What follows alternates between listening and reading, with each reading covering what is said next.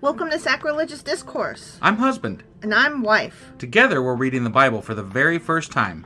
We grew up without religion and wanted to know what all the fuss was about. Well, what have we learned so far? That God is a dick, and apparently some people believe in talking donkeys? We're not trying to pass ourselves off as experts. Nope, we're just reading the Bible for the first time and giving our first take reaction. If you'd like to join us in this venture, you might consider starting at episode 1. Otherwise, jump in wherever you like.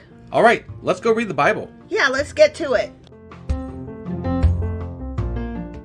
Husband! Wife! Do you remember what happened yesterday and where the hell we are today? Well, I think we had a parable wrapped in a proverb that was about an eagle that was planting seeds, but he didn't plant them very well. In the one place. Which was Nebuchadnezzar. And Knezer, sorry. Ends with an R. Yeah, my bad. But, there was some planting of seeds of vines, and then they grew, but they weren't grown great.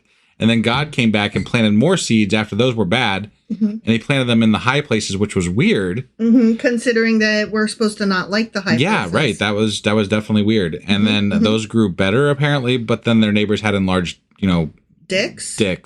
Yeah. So there's that. That was. I mean, that's what I remember. The neighbors had big dicks. You got anything else? You're right, yeah. So that was Ezekiel Chapter 17. Sure as fuck was. And I want to acknowledge real quick here that we do have some more shout outs to do for Patreon, so thank you everybody for jumping on and helping us out with this drive that we're doing. You guys have been amazing. And right now we have been so busy. I've been having trouble keeping up with all the things that I need to do. So we will be getting more shout outs out very, very soon, actually this week. So stay tuned for some of those, for those of you who are waiting for them. And the reason for those shout outs is that we're currently doing a Patreon drive. Yes. And we're trying to reach a level of $400 a month to get some of the things done that we need to do for our podcast. So if you have the ability to help us out, or you can even join for a free membership. I mean, there are things we do share some stuff over there for free occasionally. But we'd love to have you on Patreon, Discord, all the places that we are. Hop over to our website so you can see and track the Patreon drive that we're doing right now, which is sacrilegiousdiscourse.com. And yeah, do those things. So do those things. That brings us back to, we just finished Ezekiel Chapter 17. And today we're getting into Ezekiel Chapter 18. All right, let's do this. Okie dokie.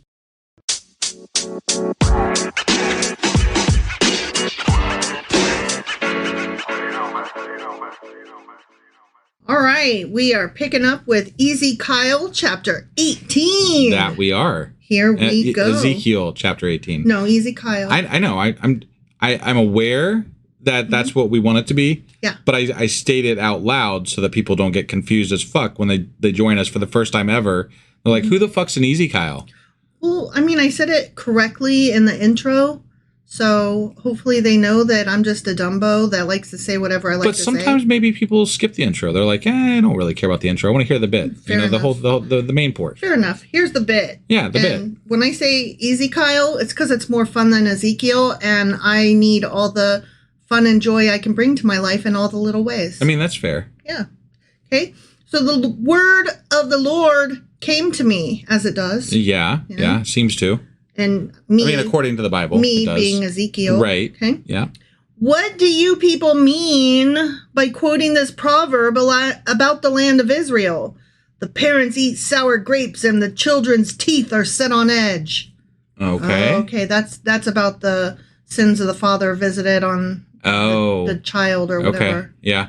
Okay. All right. As surely as I live, declares the sovereign Lord, you will no longer quote this proverb in Israel. That would be nice. I would like that. I mean, haven't we complained about how that's some unfair bullshit? Yeah. For everyone belongs to me, the parent as well as the child. Both alike belong to me. See, I don't like the idea of bringing ownership into any relationship. I don't think you own anybody. I think that's a bad way to view a relationship between anybody. Let alone a God. Like, a God should be there to help us, right? Or to encourage us, or to, whatever. But like, this is not what it is. It is about ownership. It is about blind worship. It is about, just bowing to this deity that needs all the things because he can't fucking exist without people praising him all the fucking time. Right. I mean, even in a parent-child relationship, yeah, you might have jurisdiction over the child, but you don't own the child. The child's a fucking person. Right, right. Who has their own feelings, their own ideas, their own thoughts. Well, I think the idea, like that idea right there, that idea is where it becomes problematic because of the pseudo endorsements of slavery that are throughout the Old Testament as well. Like, you know, the ownership of people is definitely a concept that they don't shy away from in this book. Right. Ownership of women, children, slaves. Yeah. It's all about ownership. Yeah. Ownership of land and resources. Right. Like, the entire book is just men being greedy. It really is. Gross. Yeah. The one who sins is the one who will die. That's the Lord saying that. Unless you ask other parts of the Bible. And unless you didn't sin in his sight or something. Right. There's been plenty of stuff that, like, you know, people got smote in the beginning for, like, picking up sticks on the wrong fucking day or whatever. Right, right. And now, like, he's like, meh. Well, but and people are always like, why don't the wicked get their just dues, you know? Right, exactly. And they don't sometimes in the Bible. Yeah. And God's like, they'll get it when they die or whatever. Yeah, so whatever. It's not for yours to know. Yeah. Woo. Suppose there is a righteous man who does what is just and right. He does not eat at the mountain shrines or look to the idols of Israel. He does not defile his neighbor's wife. Well, that's good of him. I mean, yeah. Or have sexual relations with a woman during her period. That's personal. I mean, that's a little bit too specific. Right? You know, like, I mean, you sinner, like, did seriously? you fuck your wife while she was shedding her uterus? God damn you to hell. I feel like they're way too preoccupied with sex. With genitalia. Yeah. Yeah. It's everywhere. Like, how about this? Don't worry about it. And if a woman wants to fuck while she's on her period and a man is down for it, or a woman for that matter is down for it, let them fuck. Why is it anybody's business? It's nobody's business. Right. Let people fuck. Except the Turks. Nobody business but the Turks. It is nobody's business but the Turks. That's what I hear. Right, yeah. Because Istanbul was... once Constantinople. Yeah. Yeah. He does not oppress anyone, but returns what he took in pledge for a loan. He's this good guy, you know. Okay, yeah. He does not commit robbery. Oh, I'm so glad. Like, the bar is so fucking low. Yeah. But gives his food to the hungry and provides clothing for the naked, as you should do if you have resources. Sure, Give to the poor, yeah. He does not lend to them at interest or take a profit from them. He withholds his hand from doing wrong and judges fairly between two parties. So he's a right nice dude. Really interesting because they're actually hearkening back to some ideas that are straight out of like Leviticus and things, which we haven't really heard them touch on in a while. Right. Like the bit about the, you know, having sex on the period and the, you know, lending at no interest. And those things have not been talked about for quite a while. Wait, do you guys actually even have a copy of the rules anymore? Right. Well, I mean, obviously somebody does. Apparently they do. Obviously somebody does. Yeah. Yeah. He follows my decrees and faithfully keeps my laws. That man is righteous. He will surely live, declares the sovereign Lord. His path is probably pretty straight, I'm guessing. It's not crooked. Not crooked, yeah. But he says that dude will surely live. But I mean, unless he gets bit by a rattlesnake or gets cancer or dies in a car accident. Like, no, he doesn't surely live. He surely is a nice guy who probably attracts nice people to him. And thus, you know, karma helps him, you know, the more good that you are, the more good unto you. Well, right? I think what they're trying, I mean, like every once in a while, God or, you know, the Bible tries to say that, you know, he's going to protect those who are good and they're going to be given better things and they're going to do better in life. Right. And I don't think it's because there's other points where good people have shitty things happen to them. Right. Exactly. So it's not true.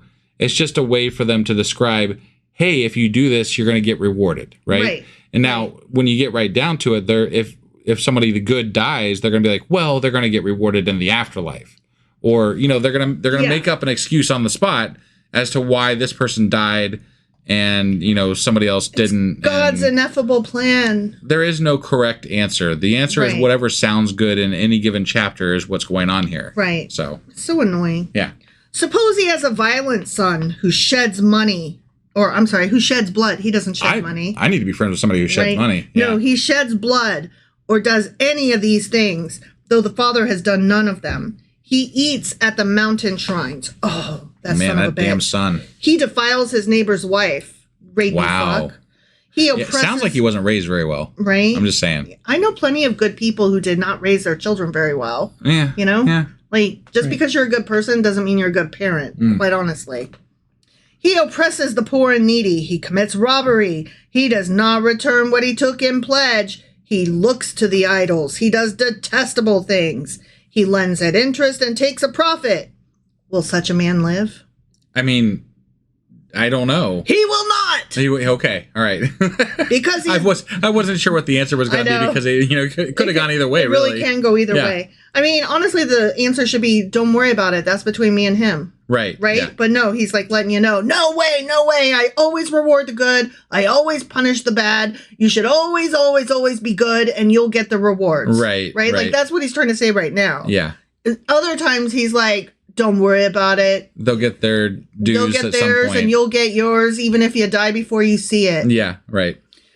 He will not, because he has done all these detestable things. He is to be put to death. His blood will be on his own head. But suppose this son has a son who sees all the sins his father commits, and though he sees them, he does not do such things. I bet. Okay. So you're a good kid, but your parents suck. Well, I have a feeling that this is going to be okay in this chapter, maybe.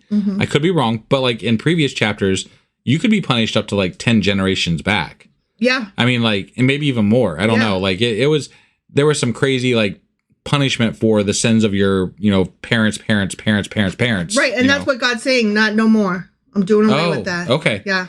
It's individual. Well, this almost sounds like people were like, how can we ever dig out of this? Right. Like and we're in debt of bad. And then Ezekiel's like, well, God's changed his mind. It's better now. Actually. Okay, so this kid, he's so good. He does not eat at the mountain shrines or look at the idols of Israel. He does not fuck his neighbor's wife.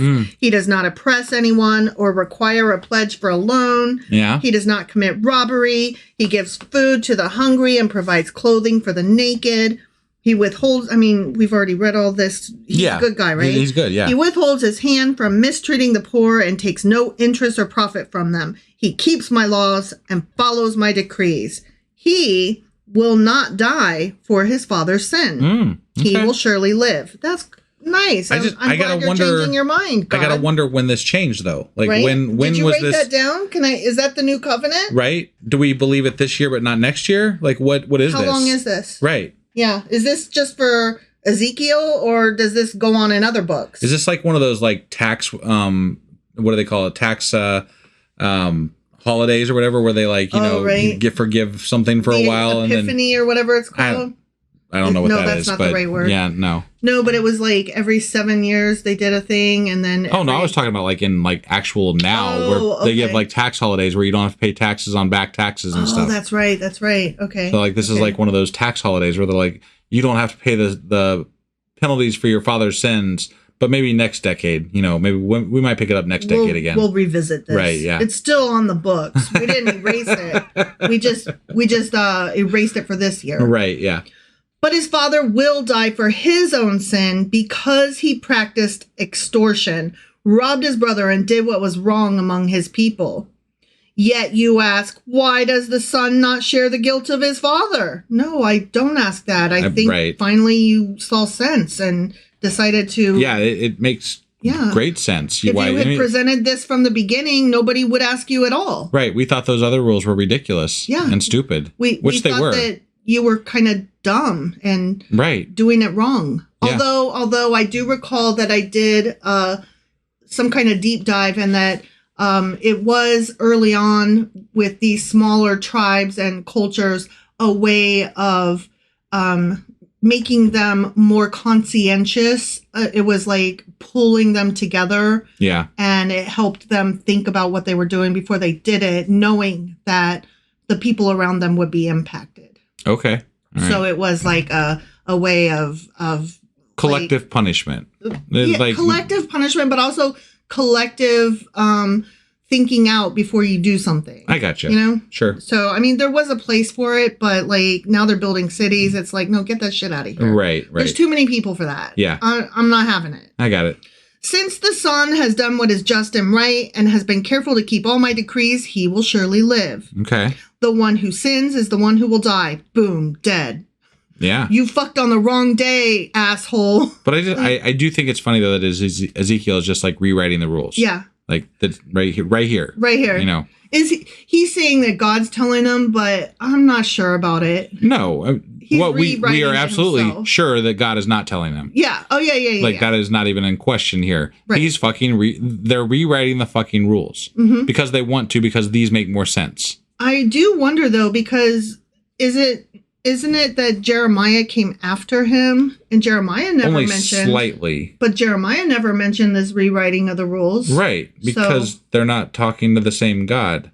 Right. They're not talking to any God. Yes. They're talking to themselves, and they're coming up, like, they might have shared some ideas between each other. And then they went back like, to their respective cities, and yeah. Probably Jeremiah was like, dude, what kind of shit are you on over there? The fucking wheels with the eyeballs and the what? Yeah, he's and like, you're gonna lay on your side for a year and a half? What are you doing over there? And you're rewriting the rules? He's like, I'm just trying to be a fucking double agent over here. Yeah. And you're being fucking weird, man. You're being weird, man. The child will not share the guilt of the parent, nor will the parent share the guilt of the child. That was a long-winded say of everybody's responsible for his own fucking actions. Right. The righteousness of the righteous will be credited to them, and the wickedness of the wicked will be charged against them. Great. Sounds like a much better plan than they had originally when they were doing the long-winded, multi-generational punishments. So. But if a wicked person turns away from all the sins they have committed and keeps all my decrees and does what is just and right, that person will surely live. They will not die. Okay. Okay. So yeah. Again, long-winded way of saying everybody's responsible for their own shit. Right. None of the offenses they have committed will be remembered against them. Okay. Because of the righteous things they have done, they will live.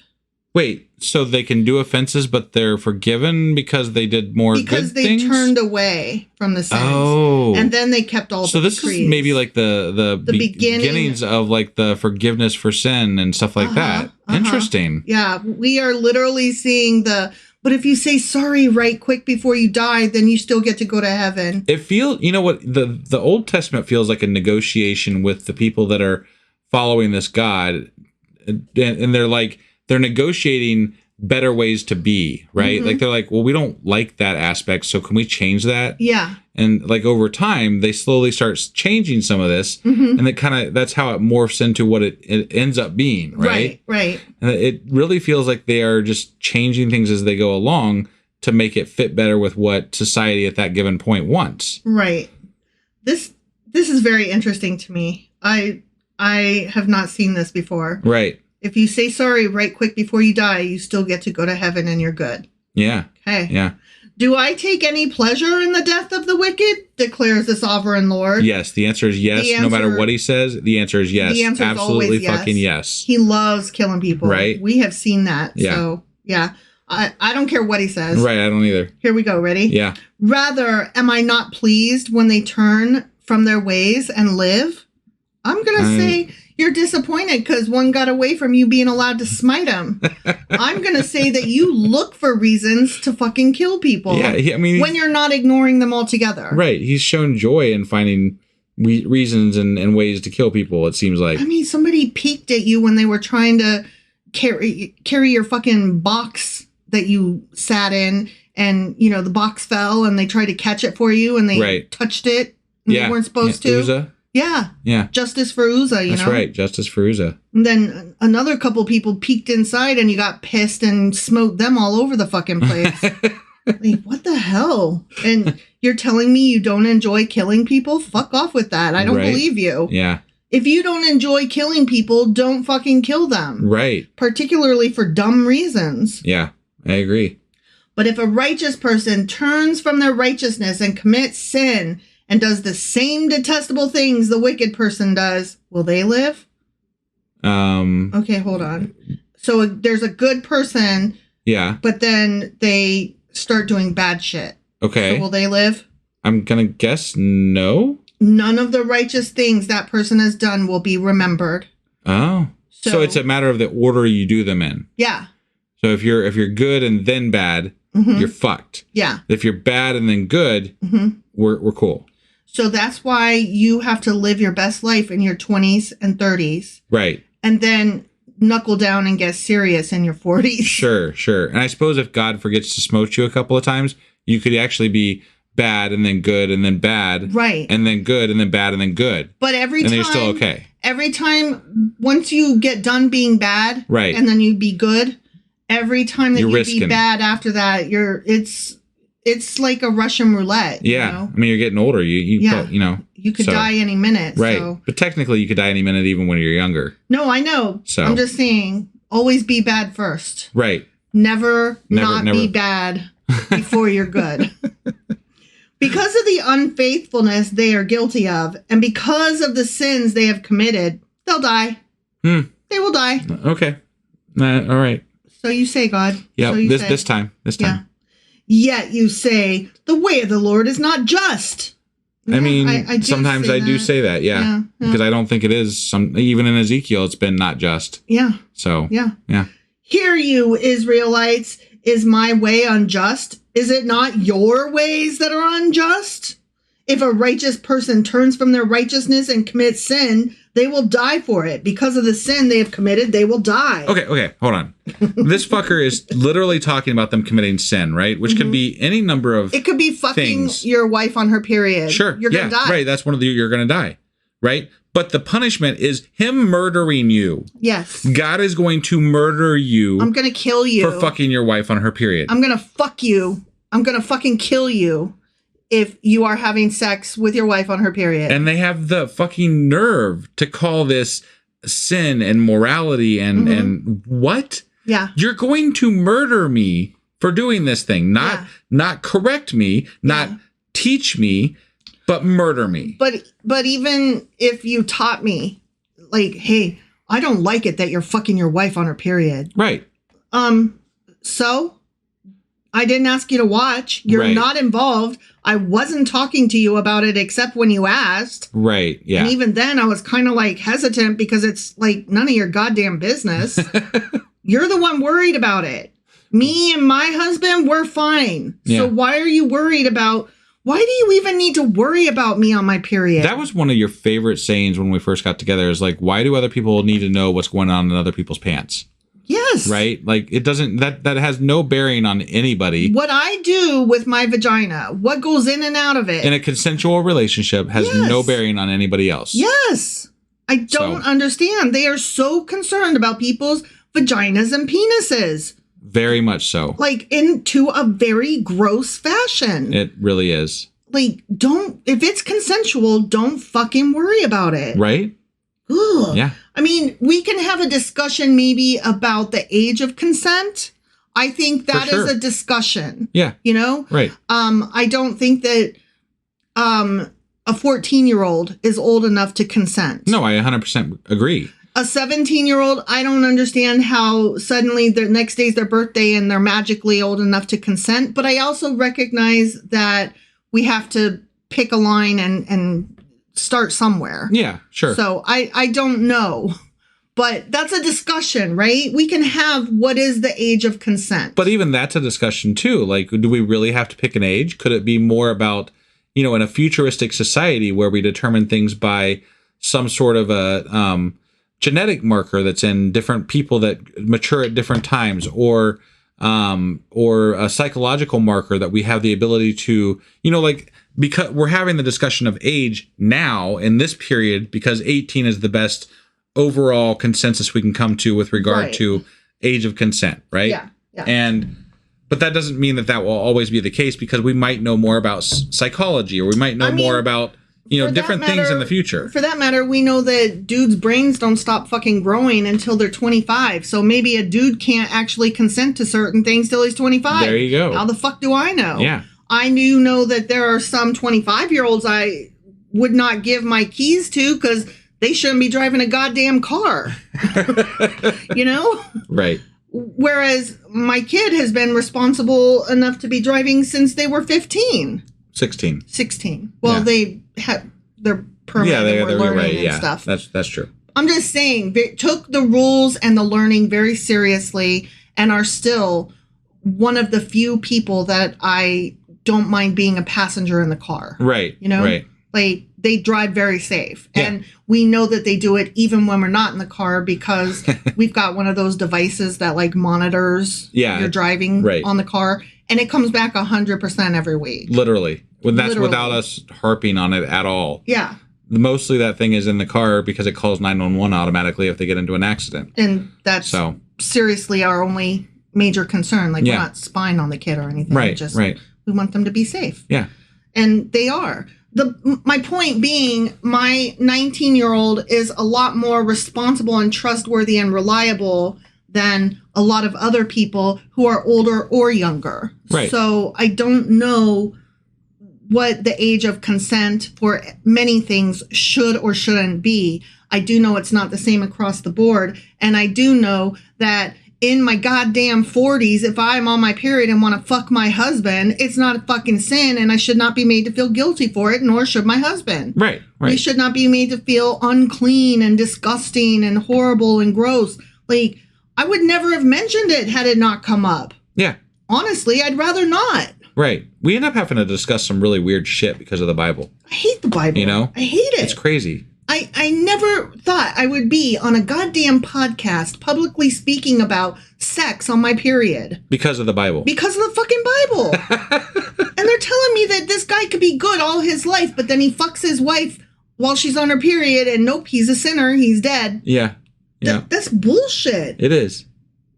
But if a wicked person turns away from the wickedness they have committed and does what is just and right, they will save their life. Doesn't the fact that they have time to turn away from the wickedness kind of take away from the idea that he's going to kill people that do wicked things? Yeah. I mean, you're obviously not going to take You're not going to do it right away. Action right away. Yeah. You're going to take it whenever you feel like it. I mean, can we get it? Can we get a time frame? Like, what's the deal? What do you mean by dead? Do you mean their soul's going to die? Because clearly their body doesn't. Right. Do you mean that, like, at some point when they die, they don't go to, like, whatever your after party is? Right. Like, what does that mean exactly? Yeah. Because that's a good point. It's not like they die right away. Right. Because they consider all the offenses they have committed and turn away from them, that person will surely live. They will not die. And see, this is a reason that I can't be a Christian, because there are things that even if I started to believe in a God and in an afterlife, somehow, let's say that those things happened. Sure. There are things that people would want me to feel guilty for that I don't. That led to the person that I am. Right. You know? I mean, I think that understanding and accepting who you were is a large part of being a healthy human being. Right. And to shame yourself for the things in your past is not healthy. I think that's a large part of why, excuse me, religion in general, not just Christianity, but religion in general is an unhealthy practice. Yes. Because it makes people feel shameful about things that they have done or did or are going to do even, like that don't necessarily require that much shame. And maybe they did do bad things. I don't know. But is there a point at which, like, you grow from it? Right. Like, none of the things that I did, I think are things that are bad. But the Bible might. Right. And I don't think that that's a fair discussion, you know? It's not, right. As far as you and I are concerned, it isn't a discussion. Right. It is, our choices as human beings. And, we have grown from who we were in the past, and we are happy with who we are. Yeah. And that's including the bits about who we were. Right. So I'm fine with who I was, I've never had to ask you for forgiveness, and nor have you had to ask me for forgiveness for things that we did or said or were or I've whatever. Always kind of been of the opinion that if you, like, especially even with a partner, right? Mm-hmm. If you have to apologize constantly to that partner or person in your life for things that you did in your past, that's not a good relationship. No, that's not the person for you. Right. That's an unhealthy relationship, in my opinion. Right. Right. So, Yeah. and it feels like this is kind of the same relationship people have with God. Yes. You're constantly apologizing for things in your past, you know? And things in your future and things in your present. Like you're Right. always, never not be apologizing. Right. Always fear the Lord. Never not be apologizing. Yeah. Like, gosh, when do you find time to sleep? And how are you not like always depressed and trying to kill yourself from the misery that this God puts on you? Right. No, it's not good. It's not healthy. Right. Yet the Israelites say, the way of the Lord is not just. Are my ways unjust, people of Israel? Is it not your ways that are unjust? You just said that they say it's unjust. This is the equivalent of, I'm not ugly, you are. Right. Right? Yeah. Like, nuh-uh. Yeah. Like, ooh, good argument, God. Good one. Therefore, you Israelites, I will judge each of you according to your own ways. I feel like if you're God, you wouldn't really actually have to argue with anybody. Right. You literally could just make those judgments and then make them happen, correct? Right. Like the way you want them to be done. Right. Only that doesn't happen, so we're having a hypothetical argument between Israelites and the prophet who is relaying the message of God. Mm-hmm. It's dumb. He's like, y'all need to behave because God's going to get ya. Right. And they're like, is he though? And he's like, no, he really is. And they're like, I don't know about all this because there's some really stupid rules. And he's like, okay, which ones? Show me. And then they're like, well, what about this one? And then, Ezekiel's like, all right, that's fair. That's fair. Let me go think about it. Talk to God. I got to go. Right. And then he comes back and he's like, okay, I thought about it. God talked to me and this is what he decided. Right. Yeah. Like, get over yourself, guy. Right. All right. So, I will judge each of you according to your own ways, declares the sovereign Lord. Repent! Turn away from all your offenses. Then sin will not be your downfall. If you just don't sin, then you won't sin. Yeah. If you just stop sinning, total sense. then you're not being a sinner. It's true. My God. It's true. that simple. It's true. Rid yourselves of all the offenses you have committed and get a new heart and a new spirit. Just go get one. They're always on sale at Walmart. You can just pick up a new heart and a new spirit. I don't recommend getting them at Dollar General because then you're getting a discount heart. Right. I also don't recommend... Yeah, those are hard off. Hard off. I don't recommend ordering them from Amazon because you might get a used one that somebody... sent back in a sealed box. At the very least, UPS kicked it around some. Yeah. So, just go to the store, get one. Get a new heart and a new spirit. Yeah. Why will you die, people of Israel? Generally old age or tragedy. Yeah. Generally. Yeah. I'm just saying. For I take no pleasure in the death of anyone. For I take no pleasure in the death of anyone, declares the sovereign Lord. Okay. Repent and live. That's a Christian statement if I ever heard one. Right. Repent and live. Yeah. Oh, they borrowed heavily from these prophets. You mean the New Testament did? Yeah. Yeah. It feels like it. It's gross. I mean, I've never read the New Testament, but it feels like... You can hear the Christians walking around saying this shit, though. Yeah, no, it's definitely stuff that I am aware of that exists in Christianity. So, yeah. Repent and live. Yeah. All right, that's the end. Oh, that was the end? That's the end. Oh, okay. He does not like to kill people. Repent and live. Apparently, I don't believe that, but apparently, yeah. I had a thought as we were kind of wrapping this chapter up, and it revolved around the idea of the prophets. Okay. And how, there's all these false prophets out there, right? Yes. So this was just more of like a thought that this has nothing to do with exactly with the chapter that we just read, but it's more to do with the fact that we've been reading prophets for 3 books now, right? And so it feels to me like prophets are essentially what a pastor or priest would be today, right? And it strikes me that them reciting what God told them is essentially the same thing as the pastor creating his sermon, right? Just making shit up. Yeah, but to lend it authority, they say, this is what God told me.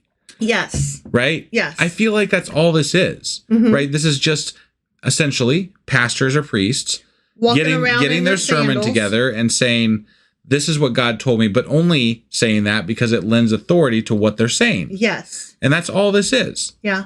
It's just a fucking sermon. Yeah. And yeah, so these are people. They're regardless of what we're talking about, it's people writing this shit, and a lot of it is just terrible. This particularly was a bad chapter. I mean, I feel like we say that all the time. I mean, yeah. So yeah. I don't know that this one was any worse. I mean, there was the chapter 14 where I fucking went off because he was talking about mass murder, multiple different ways to mass murder people. He was dreaming about, like, I could kill him this way, I could kill him that way. Right. You don't know. I could stuff marshmallows down their throats and let them choke on that. Yeah. You don't know. For fuck's sake. I mean, it's crazy. Yeah. All right. Well, that was Ezekiel chapter 18. Sure as fuck was. And we will be back tomorrow with Ezekiel chapter 19. All right. We'll see you then. Bye.